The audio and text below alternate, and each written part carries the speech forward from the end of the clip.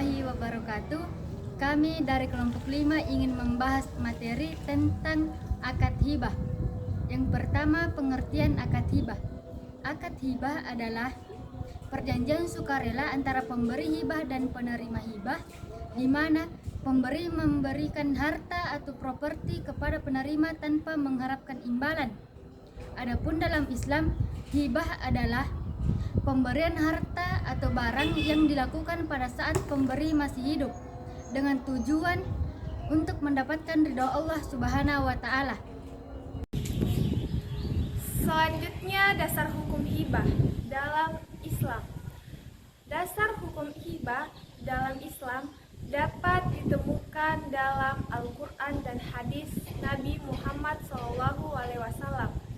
Beberapa ayat dan hadis yang berkaitan dengan hibah antara lain yaitu pada Al-Quran Surah Ali Imran ayat 92, dan infakkanlah sebagian dari harta yang kami berikan kepadamu sebelum datang kematian kepada salah seorang di antara kamu. Lalu ia berkata, "Ya Rabbku, mengapa engkau tidak menangguhkan kematianku sampai waktu yang dekat, sehingga aku dapat bersedekah dan aku termasuk orang-orang yang saleh."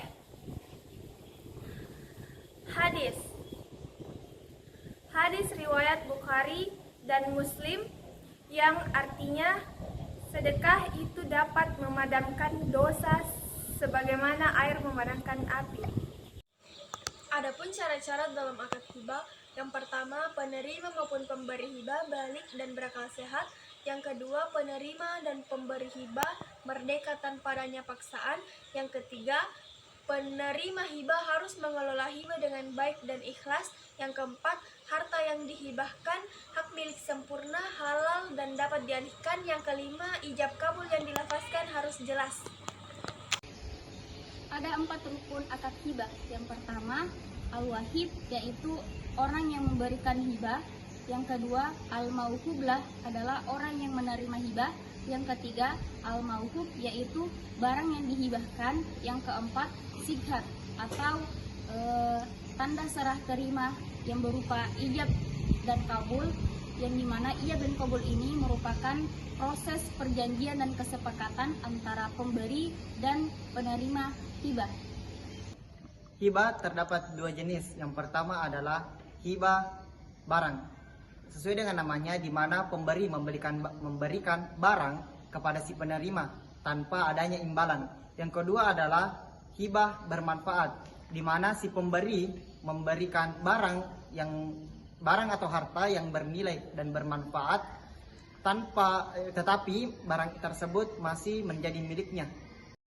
Baik, saya akan melanjutkan tentang penjelasan skema hibah, yang dimana dari skema tersebut dapat dipahami bahwa yang dimaksud dana hibah di sini adalah yang pertama, dana yang diberikan pemerintah pusat kepada daerah atau kecamatan.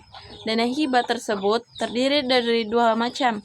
Yang pertama adalah dana hibah yang berbentuk bantuan langsung untuk masyarakat, yang diperuntukkan untuk membangun sarana prasarana penunjang produktivitas desa atau kegiatan sosial seperti kesehatan dan pendidikan.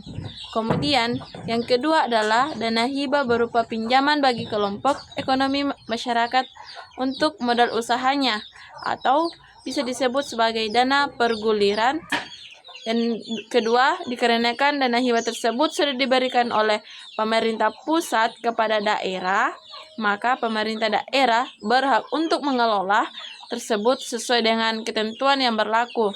Pemerintah daerah kecamatan menyalurkan dana hibah tersebut kepada masyarakat dalam bentuk pemanfaatan kelompok usaha dengan cara memberi pinjaman, dan pinjaman masyarakat berkewajiban untuk mengembalikan pokok pinjaman tambah jasa pinjaman dengan cara mengangsurkannya, karena hal tersebut termasuk dalam bentuk pelestarian dana perguliran. Mungkin cukup itu penjelasan skema hibah yang saya bawakan. Lebih dan kurangnya mohon dimaafkan. Wabillahi taufiq wal hidayah. Wassalamualaikum warahmatullahi wabarakatuh.